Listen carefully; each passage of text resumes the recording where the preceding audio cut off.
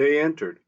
The air seemed hot and somehow breathless, with the scent of ambergris and sandalwood.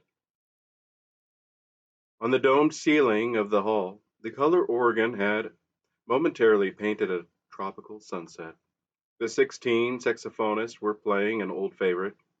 There ain't no bottle in all the world like that dear little bottle of mine.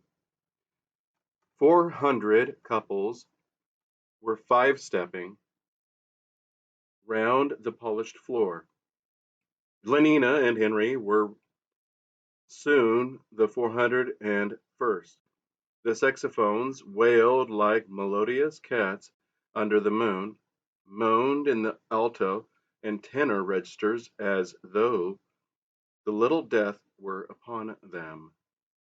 Rich with a wealth of harmonics, their tremulous chorus mounted towards a climax, louder and ever louder, until at last, with a wave of his hand, the conductor let loose the final shattering note of ether music and blew the 16 merely human blowers clean out of existence. Thunder in A flat major. And then, in all but silence, in all but darkness, there followed a gradual detergence, a diminuendo,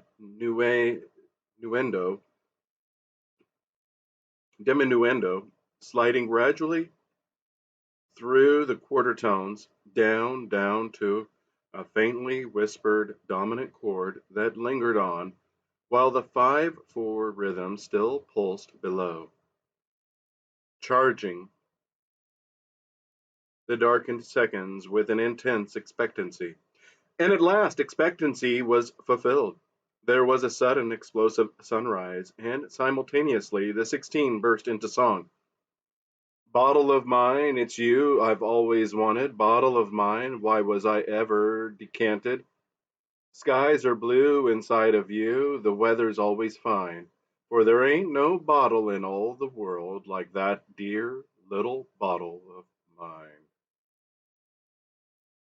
Five stepping with the other 400 round and round Westminster Abbey, Lenina and Henry were yet dancing in another world, the warm, the richly colored, the infinitely friendly world of Soma Holiday.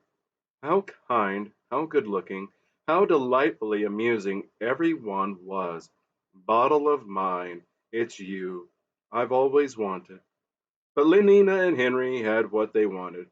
They were inside, here and now, safely inside with the fine weather, the perennially blue sky, and when exhausted, the 16 had laid by their saxophones and the synthetic music apparatus was producing the very latest in slow Malthusian blues.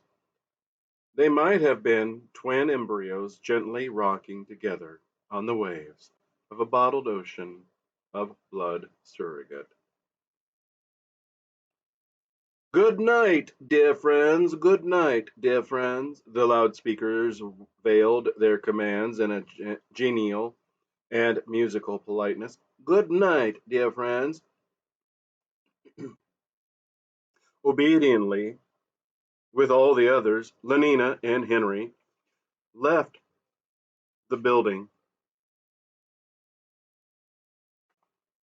The depressing stars had traveled quite some way across the heavens, but though the separating but through the separating screen of the sky signs had now to a great extent dissolved, that two young people still retained their happy ignorance of the night.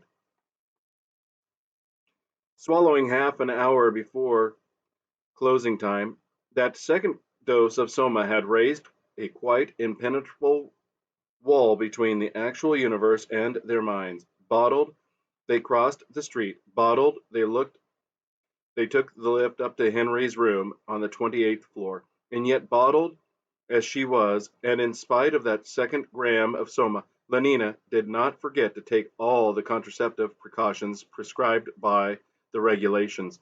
Years of intensive Hypnopedia, and from 12 to 17 Malthusian drill 3 times a week had made the taking of these precautions almost as automatic and inevitable as blinking.